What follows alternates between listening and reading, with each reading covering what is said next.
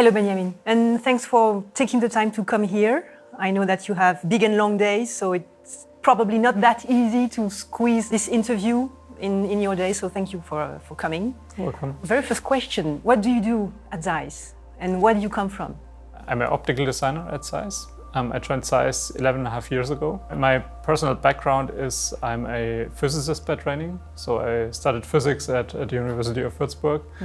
Then did a PhD in mechanical engineering, did a 2-year postdoc stay in the US on electrochemistry actually.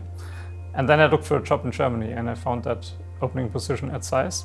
And this position was about? So it was in the optical design department for photography and cinematography lenses. And the background was on optical simulations. And that is the pattern in my CV before. So all the jobs I did were on simulation tasks. So this sounded for me like a perfect fit.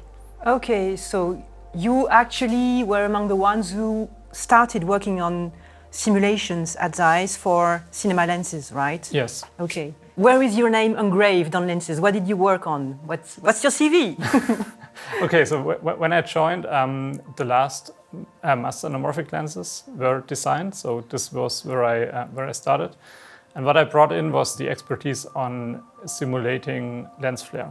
So this was a competency that was not that big before. So it was just that time where you had enough computational power to do that. And before, like the design was only done by an optical designer. You did not really check lens flare properties before. Okay. I developed those methods so that you can, during the development phase, do simulations on lens flare, ghosts, so double reflections in the lens and also from mechanical surfaces, and directly optimize that. And we started with that in the mass anamorphic lenses, then in the compact zooms, and the years after in the Supreme Prime family, later Supreme Prime Radiance, of course, and the nano primes, and yeah, that's it. Pretty much. That's not it. it's not it. So also of course the Supreme Zoom Radiance lenses then. Okay, so you were actually, can we say the author of the flare, the signature flares of the Radiance Zooms? Can you say you're the father to their, how they look? They are my baby. Yeah, you're babies. Okay, so you have grandchildren or new babies with the Zooms. It's brand new flares or just taking the same formula and putting it on new glass, on naked glass? I mean, it was quite some way to get to the Radiance lens family, because this was something we did for the very first time. So the methods I described about simulating lens flare before the Radiance family, they were used to reduce lens flare. So in the Supreme family and also in the Master Anamorphic family, we try to have the least possible lens flare. So we had those methods available. And by talking to customers, we realized that you don't always have to fight the lens flare. You can also use it as a feature, actually.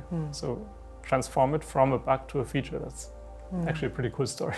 Yeah. And we developed the Radiance lens family, and we had a lot of learnings there. How long did it take, just between the very first day you heard about it and the moment you saw the first lens, the physical lens coming from the factory? Maybe 2 years, and then that doesn't sound that long. It sounds short. So 2 years till we had a prototype, and then like another year till we went to serial production and actually sold the lens. So all in all, I would say 3 years. Okay. This is also already for a lens project, a pretty fast project, I would say. We learned a lot with the prime lenses, and as I said, it was like a first time thing to do, and we didn't have any comparison on the market. I mean, there is no such product where you have consistent lens flare on a certain level with a certain color throughout the whole family. And it wouldn't be that hard to have that lens flare on one single lens. The hard thing is to get the consistency through the family. And that was a very, very big learning for the zoom lenses. This is a whole different level. So it might not sound so hard. You can say we did the primes, and how hard can it be to develop that on the zoom? Yeah, exactly. You take the same coatings and you put them on the lens. Yeah, you would say, but yeah, that's what but it's not the case. But the thing is, think of a zoom lens.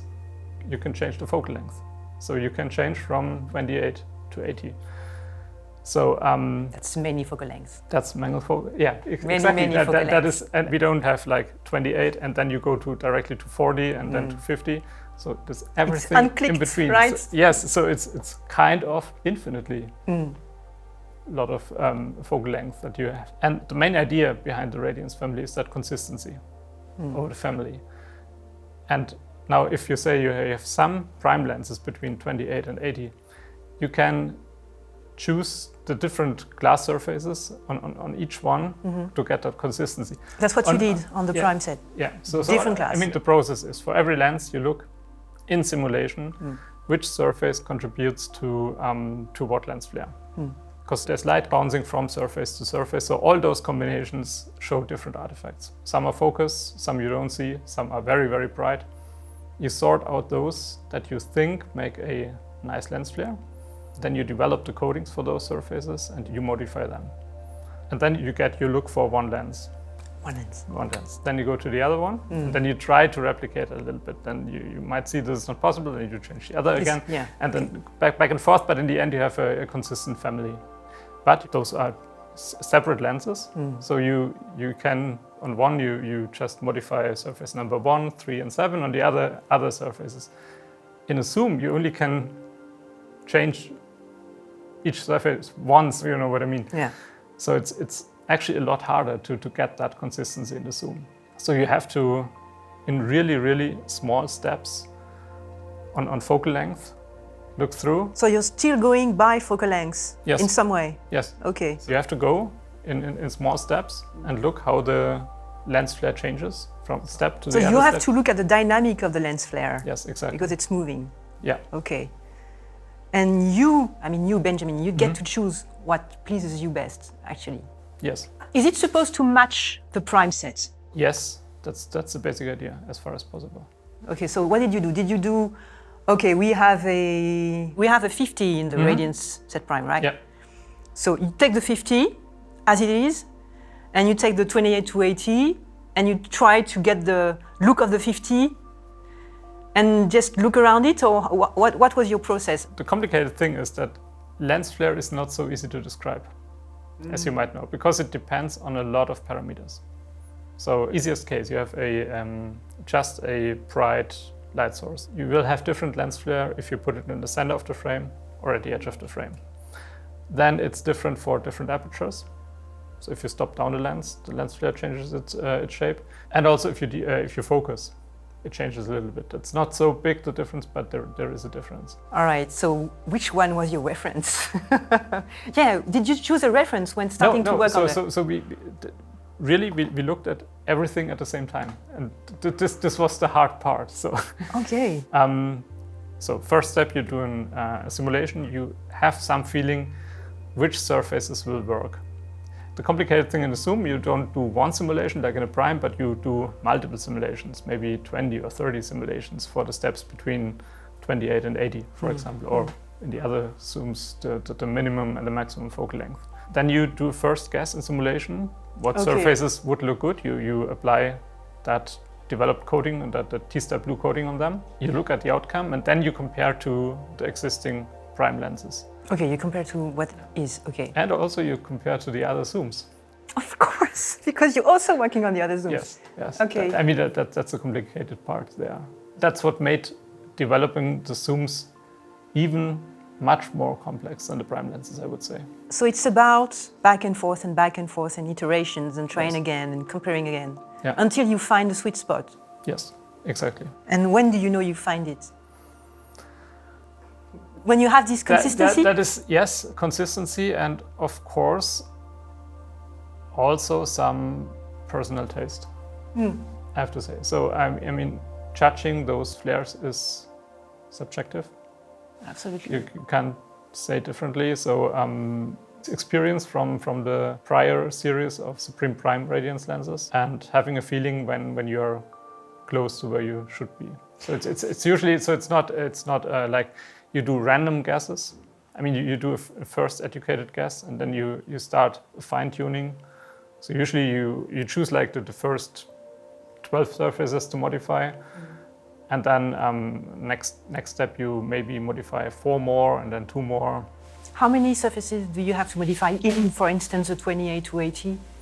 I think it was about 12 to 14, and we had in the range from like 10, 12 surfaces to 18 was, I think, the max. So it can affect many of the surfaces. But you also have to keep in mind the zoom lenses also have a lot of lenses. Yeah. So, so you have a lot more degrees of freedom there, and a lot more choice where you can actually change. Okay, you have more freedom, but you have more decisions to make. Yes, this doesn't make it easier. And did you adapt your work after you heard feedback from users, from anyone from the field? We heard feedback, but the feedback we heard is that we are going in the right direction. Oh, it's good feedback, okay. Yeah, really, we did not change the look that much. The intention was really more, since the primes were well received in the market, that we do the zooms as close as possible to them. Yeah. Did you have a way to simulate the way it moves as well? Yes, in a way. I mean, those simulations are really long. They're long to render? Long to render, okay. So typically like one night or so. So okay. you can... If you change one parameter, it takes one night until you can see what it does. Yes. I mean, one night for the 3 zooms, I would say. Sometimes also multiple configurations. You get some knowledge on how it works. And so you got the moving simulation? Not smoothly moving. It was like step by step. Step by step. Okay. But still, we had a good idea how it will look. And were you aiming at something in the way it moved, or did you have something in mind that it should look like? I mean, yes, not too drastic changes in the movement. Okay. I would say so, keeping it smooth but interesting in the same time. Okay, that people want to use it for this. Yes. So I mean, this is absolutely unique features in the Supreme Zoom Radiance. That I haven't seen them yet. You need to have a look at them. So I do. This is a really unique feature, how the lens flare organically moves when you zoom from minimum to maximum focal length. This is something really I have not seen before, and I'm really, really looking forward to seeing that in any production in the future, because this is a really nice feature. Did you get to look at pictures from other brands' zooms with moving flares? Because for the primes you studied many lenses. Yeah. Did you do the same thing here or not at all? Actually? No, this time not. So we stick to the original shots that we took there because they defined the look for the primes.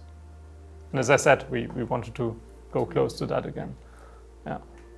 Okay. And I'm also not really aware of a zoom that shows those features. So people wanted to avoid them anyway, so we wouldn't see them. Yeah.